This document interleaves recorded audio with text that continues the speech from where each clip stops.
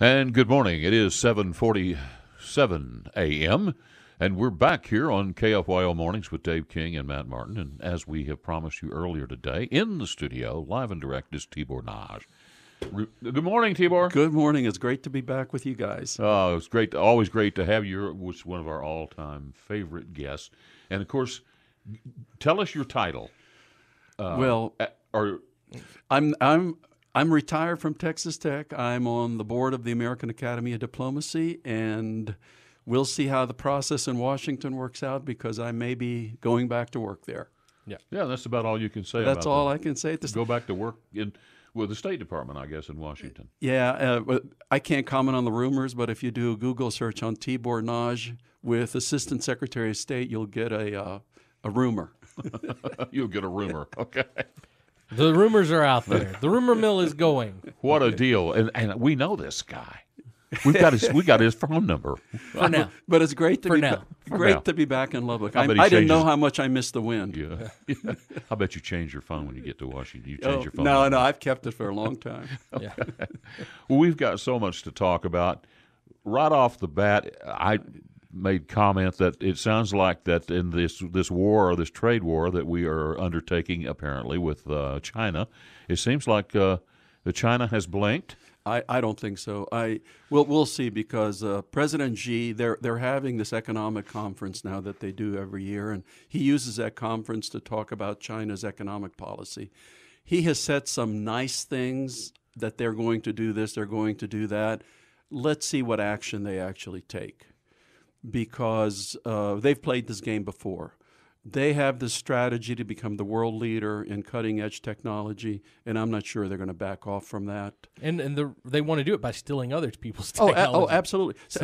See, they are so unfair because their state-owned companies actually hold interests in U.S. companies that operate in China, and they put all kinds of curtailments on U.S. companies, whereas they can come over here and basically operate, in a free society. Tell me, how did we ever book a deal like that? It just happened. What happened was the West encouraged China to get in the World Trade Organization, thinking that if they enter this rules-based system, they're going to behave themselves. Well, we are always naive. Every international issue, the United States is always going to be naive. That's just a given. We come to our senses, and then we eventually, fix it right. But everybody pulls the wool over our eyes. Yeah. So is that part of the reason that Washington doesn't like Trump, because he doesn't play along with these silly games? Washington does not know how to deal with a president who is not part of the political system. Yeah. That's just the way it is.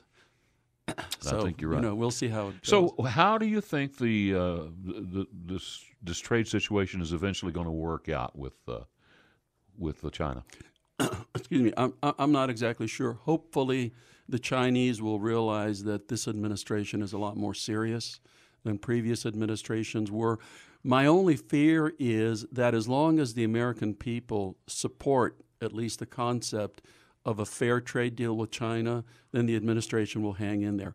If we, the American people, start telling our members of Congress and writing the White House and saying, oh, please, don't let the price of my TV go up by $30, then unfortunately, I think it will be mostly symbolic and business will go on as usual. The Chinese will keep stealing our technology.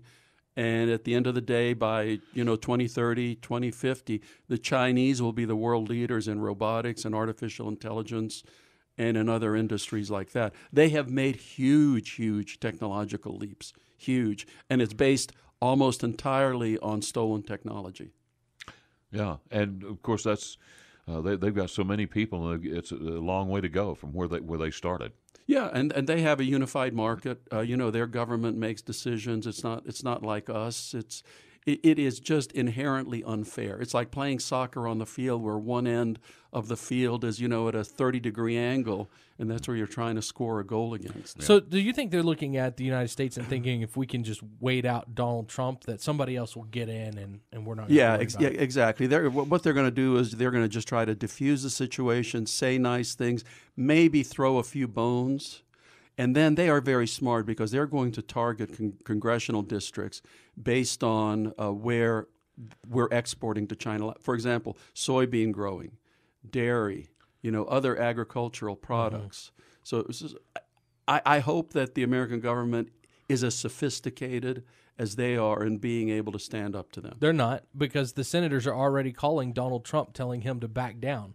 I mean, the senators, because they're saying that it's going to hurt their chances of holding on to the House. And the Chinese know there's an election coming up. Yeah. And they also know that we don't have one center of power. Like in China, President Xi is it. There's nobody else. Whereas in the United States of America, we have a president who is under siege from every single quarter. He's trying to do the right thing on trade, but it's questionable what he can do. Yeah. Okay. Time to take a quick break, and we'll be back with more right after this with Tibor Nagy. It is 7:57 a.m., and we are back here on KFYO Mornings. Dave King, Matt Martin, again visiting with Tibor Nagy this morning. Yeah. What I really came back for was on Monday coming up at the International Cultural Center, 5:30 in the afternoon, we're going to have the 3rd Annual Ambassadors Forum open to the public. We have these phenomenal speakers coming in from Washington, D.C., and they're going to examine the president's foreign and trade policy. It'll be about an hour-long program. Public is welcome. It will be very, very interesting discussion, and it's not going to be a bash President Trump session. It will be an honest examination of what's going on, what are the president's foreign policy strengths, weaknesses. And I think for West Texas, especially, the trade policy is very, very interesting because we depend on exports. And I think we have an acute interest here in what's going to happen in NAFTA, what is going to be the direction of our trade with China. So I encourage the public, come on out, 5:30 Monday afternoon at the International Cultural Center. You're welcome. Come a little bit early because hopefully all the seats will be taken. Very good. I mean, yeah, trade is so important. In fact, West Texas cotton goes to China, does it not? Absolutely. And, look, China takes in cotton, soybeans, corn, and Brazil wants to supplant us in that. So our trade policy is critically important for the agricultural sector of West Texas. So we have some really sharp people coming out. I mean, these are people who are regional experts in all the parts of the world. Ambassador Newman will be, again, moderating. 4-time ambassador, phenomenal guy. Good. So what do we got, Connor? What we got? Okay. So we'll take the 7 o'clock break here, Tibor, and we'll come back and talk more with you on the other side of this break. And we're back at 8:07 a.m. here on KFYO Mornings. Dave King, Matt Martin on your radio, along with Tibor Nagy. I'm so glad that you have joined us this morning. We got so much to talk about. Tibor, I want to hear your insight because your specialty, of course, is dealing with other nations. Right. But you have some great insight. Particularly, you've been spending a lot of time in Washington, D.C., and we were talking a little bit off mic. Something that really has begun to concern me is the treatment that Donald Trump is getting, and this raid on his attorney. It really did shock me in a way, and I'm just concerned for our country. What in the world is going on with this country? Well, to me, that raid really does stink. I'm a true believer in what's called the reasonable person doctrine. And if something seems outrageous to the reasonable person, it probably is. They pulled the raid. There are, of course, legal cases going back to what's called the forbidden fruit, that you can't use legally what you seize that is forbidden fruit. And then this thing, I'm sure, has all types of legal implications. But the problem is they've already done it. And, of course, the liberal media seizes on this as, oh, my gosh, he must have so much to go on, whereas it just smells like a fishing expedition. And, yes, they're going to say that they're only going to use what is relevant to the Russia investigation. But, in effect, they get to go through everything that is the personal and privileged communication between a client and their attorney. That is... Which is I hate to use the word un-American, but to me that is totally un-American. Well, but I agree. And the thing is, when I heard this, I thought, okay, well, All right, maybe it didn't sound legal to me, but obviously they didn't do this without some legality. So, assuming that that's the case, it ain't right. No, and to me, here's the message: an ordinary American thinks, okay, oh my gosh, we have a billionaire who's a president, and he's the president, and they can do it to the president. If the IRS ever had a case against me, what could they do to me? You know, I left Hungary as a little kid because it was a communist dictatorship, and had the privilege of coming to the United States of America because of our free society and our rules of law. This just smacks against the type of system that I think that Americans believe in and Americans want to have for themselves. So, but when I look at this, to me, it again smells of desperation. It sounds like, hey, we don't have anything. We've got to go to the source. We've got to find somewhere where we can dig up information because we don't have any. Yeah, let's find something, anything that we can produce and say that these millions and millions of dollars that we have spent on this effort are really worthwhile. No, it's awful, and I am persuaded that history will show this to have been a huge mistake. I also feel, I've also heard the theory, of course, that they're doing this to goad the president into taking some, abrupt actions, which in the long term would hurt him. So I'm hoping that the president does say to himself, wait a minute, what are these people trying to get me to do? And I'm not going to do it. Yeah. This thing is just reeks of this, that there is a large contingent of people, I think on the left and on the right, that are out to get him. And they're going to get him one way or another. And my question is, okay, so they get him. Yeah. What is this going to do to the 62 million people that voted for Donald Trump? Well, and even worse, it just reconfirms the views that the president has articulated about Washington, D.C. being a swamp, and that it doesn't matter if a long-term resident of Washington, is a Republican or a Democrat. It is, quote unquote, the system against the outsider who dares rock the boat, who comes in there with, quote unquote, non-Washingtonian views. It just makes the American political system stink. And, this, again, we were talking last segment about the whole trade issue. China speaks with one voice. The United States, unfortunately, never manages to speak with one voice on these critical issues, which can really hurt us because there's so much backstabbing. I mean, I've been back in Washington for a while, and thank God I was in Lubbock, Texas for 15 years because I forgot about how many daggers you end up with in your back. Yeah. Even in the process that I'm in, there are a number of people that really, want the job. I can't go into details, but there's nothing in Washington that's a straight line. Yeah, let me just put it that way. I've got you. Well, we do need to move on. Yeah. Syria. Yes. Yeah. Syria is such a complicated situation right now because there's so many players. They all have their own agendas. The United States, again, is kind of the naive, lumbering giant in there. This whole chemical attack stinks to high heaven, so to speak, because it was not in President Assad's benefit to launch a chemical attack. However, one of the side issues no one's looking at in Syria is the regime, the Syrian regime is trying to think, what are we going to do? Who's going to replace Assad? What's going to be the end game now that we're winning? And I think everybody's kind of realized that Assad has to go.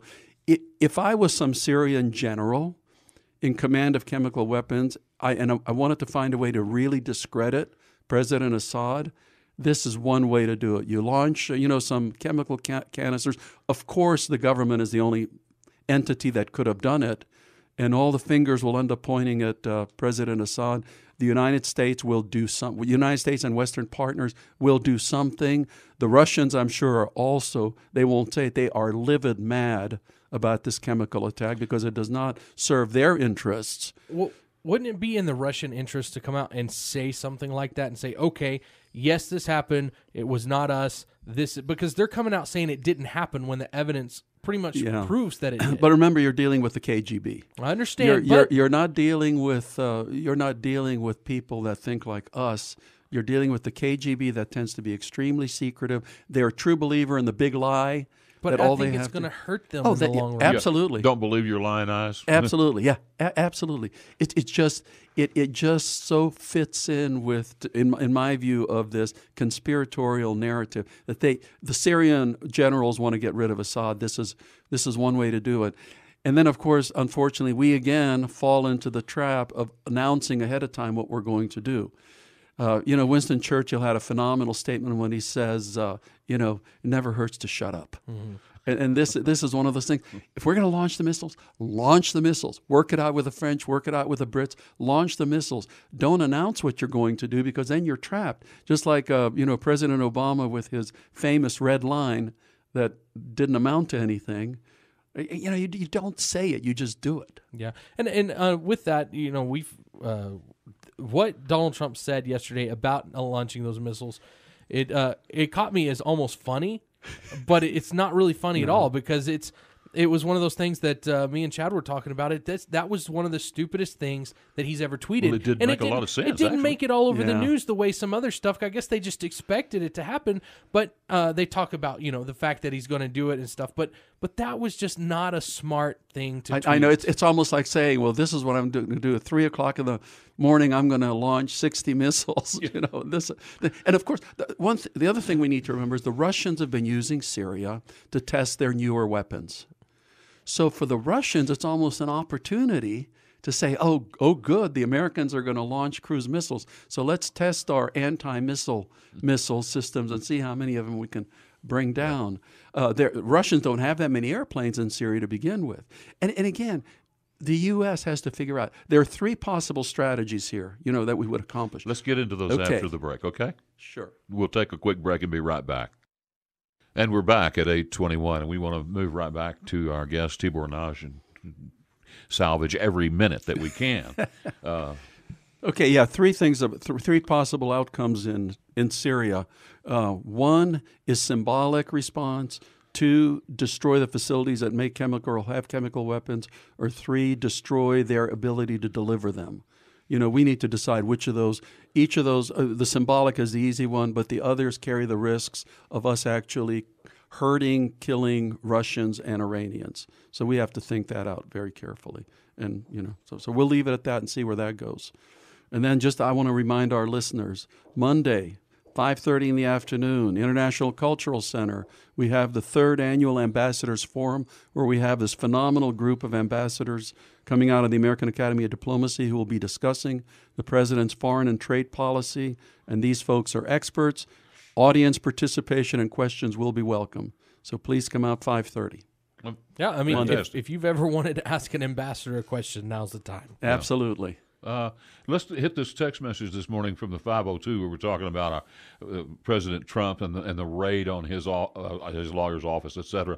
And this texter from the 502 prefix says, we were concerned about our Second Amendment rights, but raiding President Trump's office lets us know that we don't really have our Fourth Amendment rights. Right. Yeah, no, that's absolutely a point. I mean, I think that in the courts, this would end up being, declared an illegal search and seizure. But the problem is, of course, it's happened. Yeah. And you can't put that genie back in the bottle. Yeah, that's right. Well, and again, I don't think that they're with this that they're going to be trying to indict Donald Trump. They're trying to destroy his reputation. What they're trying to do is run him out of Washington. Yeah. And that's the truth. Yeah. And by the way, the Fourth Amendment, of course, secures our persons, houses, papers, and effects against unreasonable searches and seizures. And the Supreme Court's done a lot with that amendment. Yeah. So we in the time we have left, we want to talk about North Korea. Yeah. Geez, that's a big issue facing the United States. And unfortunately, once again, I think we've stepped into a trap. Again, I respect President Trump for what he's trying to do. The problem with a meeting between our president and of course, the North Korean leader would be that puts a North Korean in the world's eyes on an equal footing with the United States, which he would love to have, and also it lets him play for more time. I mean, again, I've mentioned this before here, that his goal is not to have nuclear weapons per se. His goal is regime survival. Yeah. He wants his family to run North Korea for the next 1,000 years. And getting nuclear weapons are just one tool that he can assure that. And the more time he has, the more he's going to do it. That's why I mentioned. Well, you don't invade a country that has nuclear weapons. No, that and then he's seen what other countries do that gave him up. I mean, Libya's Gaddafi gave him up, and the man ended up being murdered in a ditch. That's right. So that's not a good it's not a good example for him to follow. Exactly right. So we'll see what happens. But I still think that we have opportunities in Korea. We just need to really, really sit down with the Chinese and look the North Koreans in the eye and say, okay, you want to be part of the world system, you want to be a civilized country, good, you have your nuclear weapons, congratulations. We know you're going to keep your nuclear weapons, but here's what we're going to do going forward. The Chinese will guarantee your safety. We will end up making a peace agreement, which we have not done since 1953. And this is what we expect from you. And the first time you don't abide by X, Y, or Z, we're going to cut off your trade again. Once the North Korean people would get a taste of what world commerce and being part of the world is like, it'd be very, very difficult for them to go back. Well, and we were talking about it a little during the break, but if they were open to world commerce, then the Western ideals would move their way into North Korea more than they already are, and that may change the North Korean people more than anything else. Yeah, we destroyed the Soviet Union with McDonald's, not with our troops. Mm-hmm. Remember that it's American culture that wins the world. It's not necessarily our policies. Yeah, I've said because they're not very consistent. The Big Mac has done more than all the guns and bullets. Yeah, like I said, I'll never forget when the first Big Mac, the McDonald's opened in Budapest, Hungary, during communist times, and people stood in line 20 blocks around to get their taste at an American treasure. That mystic American hamburger, and that started the downfall of communism in Hungary. So I would love to see the same thing happen in North Korea and in Cuba.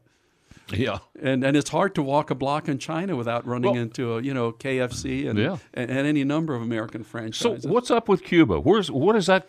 We've got the Castro brothers going to be out here before long, and here's the Castro is going to turn power over to the vice president.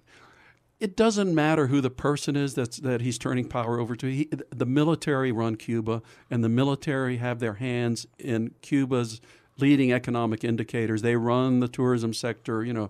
It's going to have to be a transition getting rid of the military or getting them out of power as opposed to these individuals. And again, I think that it will be in the end American culture and American commerce that is going to defeat communism and dictatorship in Cuba. It's not going to be per se any American policy. We've tried this now since, what is it? Is it 1959 or something like that? And if something doesn't work for that many years, then probably not going to. It's not going to. So I would say swamp that regime out, with good old American commerce. Yeah, there's so many of these countries that are still trying to make that old socialism model work. Oh yeah, and there's a lot of, and it really bothers me that there's a lot of Americans who say, "But if you would just let us do it, we'd get it right." Oh yeah, no, absolutely. No, it ain't. I mean, it's not. Spend any time in Washington where the government does everything, and you very quickly realize that the government does stuff worse than anybody else. Yeah. There's certain things that private sector cannot do, like national defense. Right. But I'll never forget when poor Reagan was humiliated for suggesting that we privatize the post office. Yeah. Well, look now, when you want a package to get somewhere, how do you do it? I mean, these things are self-evident, but there's still so many blind people out there. It just amazes me. That's exactly right. Well, we are just a minute away. Again, Tibor, you're just always one of our favorite guests of all time. It's so enlightening. We're so glad you're here. Quickly, Monday afternoon, 5:30, International Cultural Center, 3rd Ambassadors Forum. President Trump's foreign and trade policy. Come out in there and listen to them and interchange with our ambassadors. Fantastic. And that's going to about wrap it up. This is, of course, KFYO Mornings with Dave King and Matt Martin. And we are certainly glad that you joined us today. We hope that you'll be back in the morning for a Friday edition of KFYO Mornings. I'm going to have the mayor. Yeah, we got the mayor on tomorrow. Mm-hmm. Always important people on our show. I don't know how we get them. Have a great day, everyone. Chad is next. Watch the wind.